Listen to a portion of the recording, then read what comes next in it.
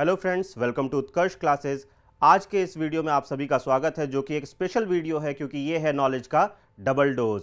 Knowledge का double dose इसलिए क्योंकि आज हमारे पास में एक नहीं बल्कि दो एक्सपर्ट्स हैं और ये दोनों एक्सपर्ट्स आज बात करने वाले हैं अप्सपा के ऊपर। अप्सपा के क्या लीगल प्रोविजंस हैं, इसे डिस्क्राइब करेंगे हमारे हासिब सर, और क्या इसकी हिस्ट्री रही है और क्यों आजकल ये न्यूज़ में है, इसे डिस्क्राइब करेंगे हमारे प्रतीक सर। जुड़े रहें हमारे साथ में और चलते हैं हमारे एक्सपर्ट्स के पास। Hello my dear friends and welcome this class. This is Hasib Chauhan, mentor for legal reasoning, and with me is your faculty for journal studies Pratik Morwal. So my dear friends and audience, आज हम बात करेंगे उस special act AFSPA act 1958 के बारे में जो बहुत हॉट टॉपिक बना हुआ है, बर्निंग न्यूज़ बना हुआ है। किसी भी न्यूज़पेपर को चेक कर लीजिए या फिर किसी भी पर्टिकुलर न्यूज़ चैनल को देख लीजिए। तो प्रतीक सर, आपसे जानना चाहूँगा, ऐसा कोई पर्टिकुलर इंसिडेंट है जिसकी वजह से ये आज हॉट टॉपिक है? यस सर, जब आप बात करते हैं आफ्सपा 1958 एक्ट के बारे में, ये जब से एक्ट आया हुआ है तब से ही क्रिटिसाइज होता है। इवन ऑपोजिशन पार्टीज भी इसको क्रिटिसाइज करती है जब भी पावर में आते हैं, और हमारे जो लोकल रेजिडेंट हैं वहाँ के, जहाँ पे ये आफ्सपा लगा हुआ है, वो भी उसको क्रिटिसाइज करते हैं। लेकिन आफ्सपा अभी रिसेंटली एक डेढ़ महीने से इतना ज्यादा न्यूज में क्यों है, इसके लिए हमें आपको दो इंसिडेंट समझाने पड़ेंगे जो रिसेंटली हुए। पहला है मणिपुर का टेररिस्ट अटैक और दूसरा है नागालैंड का रिसेंट अटैक। हाँ बिल्कुल। मणिपुर, जो हमारा मणिपुर का टेररिस्ट अटैक है, ये हुआ पीएलए इसकी पूरी जिम्मेदारी ली है people liberation army. Yes, people liberation army की जब भी हम बात करेंगे तो आप सबके माइंड में आएगा चाइना वाली आर्मी। नहीं, ये वो नहीं है, लेकिन आइडियोलॉजी सेम है। और नेबरिंग कंट्री जब बॉर्डर शेयर करता है हमारा मणिपुर, वो पूरा फंडेड किससे होता है? पीएलए हमारा चाइना से। तो मतलब ये चाइनीज आर्मी नहीं है, चाइना सिर्फ इसको फंड करता बिल्कुल है। बिल्कुल सर। अब हम बात करते हैं पीएलए यूएपीए 1967 में लिस्टेड है, जहां पे सारे टेररिस्ट ग्रुप को लिस्ट किया जाता है। हाँ, मतलब उनके सारी दुनिया को नजर में है कि हाँ ये बंदा जो है ये पर्टिकुलर। और ये पहला ऐसा टेररिस्ट अटैक था जिसमें हमारे आर्मी पर्सनल के साथ साथ उनकी वाइफ की और उनके एक 8 साल के बेटे की भी डेथ हो गई। मतलब उनको शहीद कर दिया गया, उनकी फैमिली को अटैक किया गया। बिल्कुल। और उसमें हमारे कर्नल विप्लव जो थे त्रिपाठी सर, वो उनकी भी शहीद हो गए। ठीक है सर। अब हम इस पूरे इंसिडेंट को लिंकेज करते हैं। जैसे ही यहाँ पे आर्म फोर्स पे हमला हुआ तो वहाँ पे नागालैंड में भी ये सारी एक्टिविटीज होने लगी। हाँ, उनको रिटेलिएट तो करना था। सेना पर हमला होगा तो वापस तो जवाबी कार्रवाई होगी। तो हमारे 21 पैरा स्पेशल फोर्सेस थे, उनको एक इंटेल मिला कि कोई टेररिस्ट का ग्रुप एक पिकअप वैन में आ रहा है, तो उन लोगों ने उसको रोकने का कोशिश किया। जब वो रुके नहीं तो उन्होंने उस पर फायर किया और वहां पे 6 पर्सन की डेथ हो गई at a time. But problem यहां से क्रिएट होती है कि वो 6 लोग जो टेररिस्ट माने जा रहे थे वो सिविलियंस थे, वो एक कोल माइनर्स के वर्कर्स थे। यहीं से सारी प्रॉब्लम स्टार्ट होती है कि आफ्सपा में इतनी पावर्स दी गई है कि कभी कभी इसका गलत उपयोग हो रहा है। सर, आप मुझे बताएंगे लीगल टर्म में आफ्सपा में ऐसी क्या क्या पावर्स दी हुई है जिससे ये आफ्सपा इतना क्रिटिसाइज हो रहा है? चलिए, आज हम बात करेंगे, अब हम सेक्शन 4 की बात करेंगे। अगर आपको special power of arm force की बात करें तो आपको सेक्शन 4 पढ़ना होगा सर। उसमें ये क्लियरली मेंशन है कि किसी भी पर्टिकुलर कमीशन ऑफिसर है, वारंट ऑफिसर है या उनके इक्विवेलेंट रैंक का जो ऑफिसर है, उनके ओपिनियन में उनको कहां पर, सबसे इंपॉर्टेंट बात है कहां पर। जैसे सर दूसरी जगह पर भी आर्मी पोस्टेड है, लेकिन हर जगह पर नहीं। अगर उनको लगता है किसी पर्टिकुलर डिस्टर्ब्ड एरिया में, तो अब ऑडियंस का क्वेश्चन होगा कि सर डिस्टर्ब्ड एरिया किसे कहते हैं? तो डिस्टर्ब्ड एरिया को समझने के लिए आपको चलना है सेक्शन 2 पे, जहां पर दो टर्मिनोलॉजीज को डिफाइन किया गया है। नंबर 1 आर्म फोर्सेस को, नंबर 2 डिस्टर्ब्ड एरिया। जो सेक्शन 2 सबसेक्शन बी का जो डिस्टर्ब्ड एरिया है उसमें ये किया गया, वहां पर अब सर कोई पर्टिकुलर पर्सन डिसाइड तो नहीं कर सकता ना डायरेक्ट ये डिस्टर्ब्ड एरिया नहीं। उसके लिए स्टेट गवर्नमेंट का गवर्नर, यूटी का एडमिनिस्ट्रेटर या फिर सेंट्रल गवर्नमेंट के ओपिनियन में ऑफिशियल गजट में नोटिफिकेशन पास करके किसी भी पर्टिकुलर एरिया, जैसे आपने बताया 7 सिस्टर्स है, अरुणाचल प्रदेश है, असम है, नागालैंड है, मणिपुर है, त्रिपुरा है, तो इन सभी चीज़ों को, इन सभी पर्टिकुलर इलाकों को स्टार्टिंग से ही डिस्टर्ब्ड एरिया की कैटेगरी में रखा गया। ठीक है। अब सर हम बात करेंगे उसके बारे में और सेक्शन 4 के बारे में डिटेल में बात करेंगे। मैं आपसे जानना चाहूंगा कि इन्हीं पर्टिकुलर एरिया को डिस्टर्ब्ड एरिया क्यों कहा गया? क्या ऐसा कोई हिस्टोरिकल बैकग्राउंड है इसका? यस सर, जब भी हम आफ्सपा को लाने की बात करते हैं तो इसका स्टार्टिंग पॉइंट होता है 1942 after the quit India movement. Mahatma Gandhi वाला ऑब्वियसली। तो उसमें क्या होता है सर, हमारे उस टाइम के वाइसरॉय थे लॉर्ड लिलिथगो। उन्होंने क्या किया, जो ईस्टर्न हमारा बॉर्डर था उसको काउंटर करने के लिए, क्योंकि वहां पे इंडियन नेशनल आर्मी और जापानीज आर्मी ने अलाइज कर लिया था, टाई अप कर लिया था और वो अटैक कर रहे थे।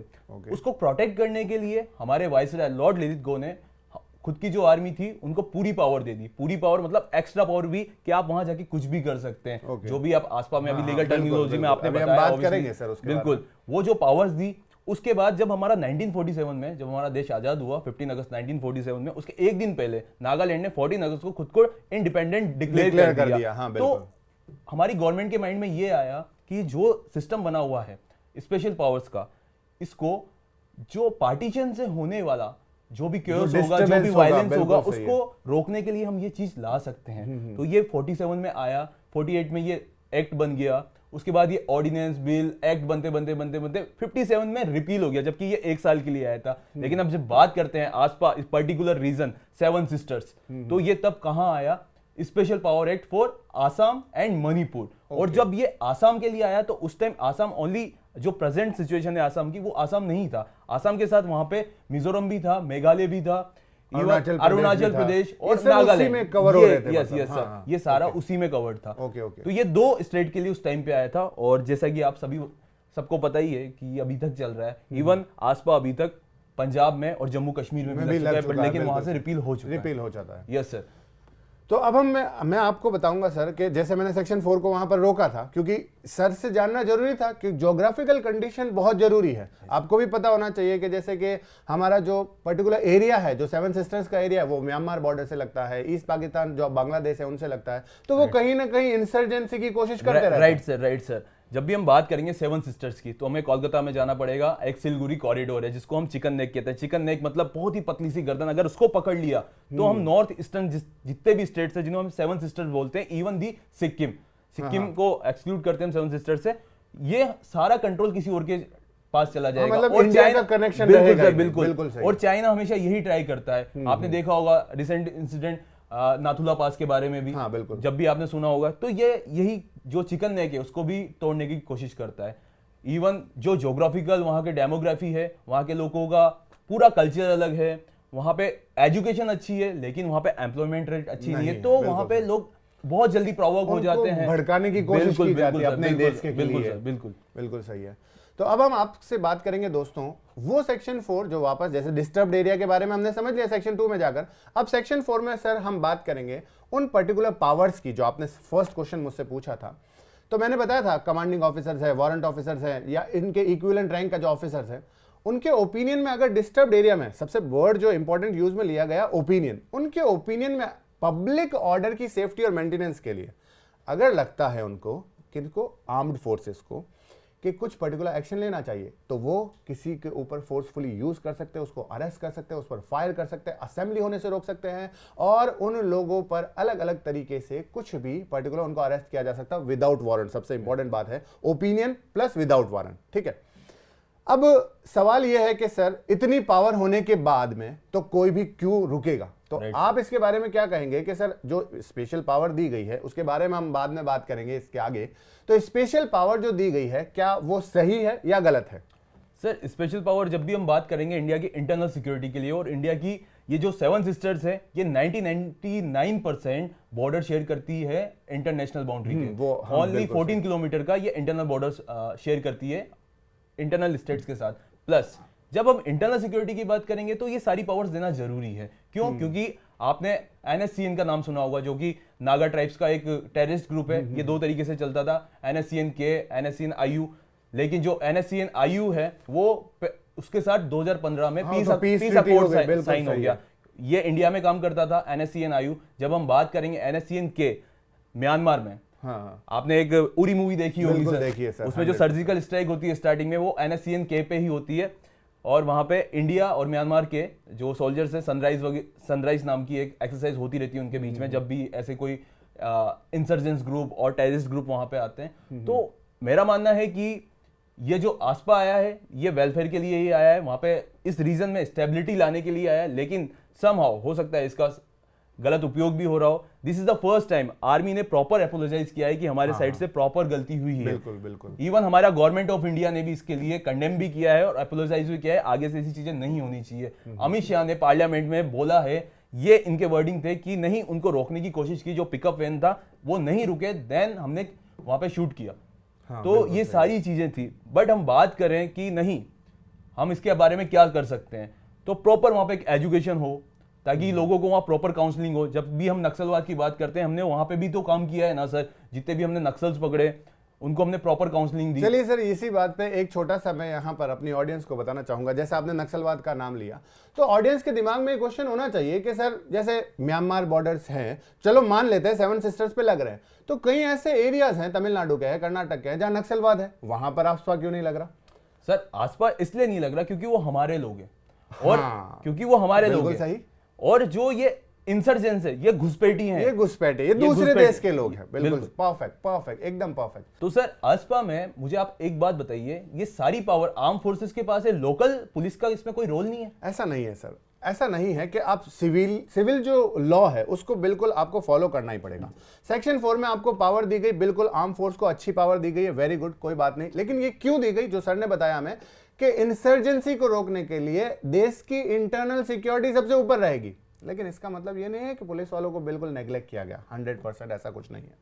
सेक्शन 5 की बात जब हम करेंगे, आफ्स्पा एक्ट 1958 की, तो उसमें क्लियरली मेंशन है एज सून एज पॉसिबल। आप किसी को अरेस्ट करते हो, किसी पर अटैक करने जाते हो, आपको कोई इंटेल मिलती है below the ASI rank, not below, ठीक है, मैं अपने वर्ड सही कर रहा हूं, not below the ASI rank officer को आपके सारी रिपोर्ट्स पता होनी चाहिए कि कहां पर आप अटैक करने वाले हैं, किसको आपने अरेस्ट किया है। एज सून एज पॉसिबल उस अरेस्टेड पर्सन को आपको पुलिस के हवाले करना ही पड़ेगा। तो ये है वापस पुलिस के राइट्स, ठीक है, मतलब ये सिविल लॉ फॉलो करना पड़ेगा। आपने अपनी कार्रवाई कर ली, कोई दिक्कत नहीं है, नो प्रॉब्लम, आप वापस सिविल लॉ में आ जाइए, ठीक है। सर अभी ये जितने भी सोल्जर्स ने अटैक किया है सिविलियंस पे, इन पे कोई लीगल कार्रवाई होगी कि नहीं होगी? बिल्कुल होगी सर। सेक्शन 5 में हमने पढ़ा कि पुलिस वालों को आपको सुपुर्द करना होगा। सेक्शन 6 किसी के बारे में बताता है, क्या है वो इंपॉर्टेंट है। थोड़ा जो लीगल वे में बताया गया है, उनको फुल पावर इसलिए दी गई है ताकि देश की सुरक्षा के बीच में कोई आ नहीं पाए। सेक्शन 6 कहता है कि जितने भी जो कमांडिंग ऑफिसर्स है, वारंट ऑफिसर है, अगर उन्होंने कोई देश के लिए कोई ऐसा एक्शन लिया है आफ्स्पा एक्ट के अकॉर्डिंग, तो उन पर ना तो कोई सूट होगा ना कोई प्रोसीडिंग होगी। बहुत इंपॉर्टेंट बात है दोस्तों, ध्यान से सुनना, ना तो कोई सूट होगा ना प्रोसीडिंग होगी without the consent of central government. आपको अगर उनके खिलाफ कोई एक्शन लेना है तो सेंट्रल गवर्नमेंट से पहले परमिशन लेनी पड़ेगी। चलिए सर प्रतीक जी, आप एक और बात बताइए कि सर इस पर्टिकुलर आस्पा एक्ट को हम सही से कैसे इंप्लीमेंट कर सकते हैं? यस सर, जब भी हम बात करेंगे आसपा की, और नॉर्थ ईस्टर्न स्टेट जो 7 सिस्टर्स है, वहां के लोगों को भी हमको ध्यान में रखना पड़ेगा जब भी हम आसपा लेके आ रहे हैं। इसके लिए नरसिम्हा राव की गवर्नमेंट ने 1992 में लुक ईस्ट पॉलिसी लेके आए, लेकिन वो इतना कारगर नहीं हुई। इसीलिए मोदी जी ने, जो हमारी मोदी गवर्नमेंट है, 2014 में एक्ट ईस्ट पॉलिसी लेके आए। इसके अकॉर्डिंग ही वहां पे कनेक्टिविटी होती जा रही है, वहां पे रोड अच्छे बन रहे हैं, एजुकेशन अच्छी हो रही है, काउंसलिंग अच्छी हो रही है, और इवन यहाँ पे प्रॉपर फैसिलिटी मिल रही है, चाहे बात कर रहे हैं इलेक्ट्रिसिटी की, वाटर सप्लाई की। जब हम लोग उनको अपना मानेंगे, उनके पॉलिसीज, जितनी भी हमारी पॉलिसीज है उनके अकॉर्डिंग हम काम करेंगे, तभी तो वहां पे वेलफेयर होगा, और लोगों में वहां पे ये एक संदेश पहुंचेगा कि नहीं, जो इंडिया की गवर्नमेंट है वही हमारी गवर्नमेंट है। ये जो NSCN ग्रुप वगैरह है, ये उन लोगों को भड़काते हैं, मतलब जो इंसर्जेंट्स हैं बिल्कुल उनको भड़का के रखते हैं कि ये गवर्नमेंट हमारी नहीं है, हम है आपकी गवर्नमेंट। तो इन सारी चीजों से आउटकम ये निकल सकता है कि आसपा को एक प्रॉपर इंप्लीमेंट करने के लिए आपको एक प्रॉपर प्लान करना पड़ेगा। बिल्कुल, 100%। विदाउट प्लानिंग ये चीज अच्छे से नहीं हो पाएगी। तो चलिए दोस्तों, आज के इस डबल डोज के नॉलेज के वीडियो को यहीं खत्म करते हैं। आई होप कि आपको पसंद आया होगा, और ऐसे ही इंपॉर्टेंट जानकारी के साथ मिलते रहेंगे, तो जुड़े रहिएगा उत्कर्ष के साथ।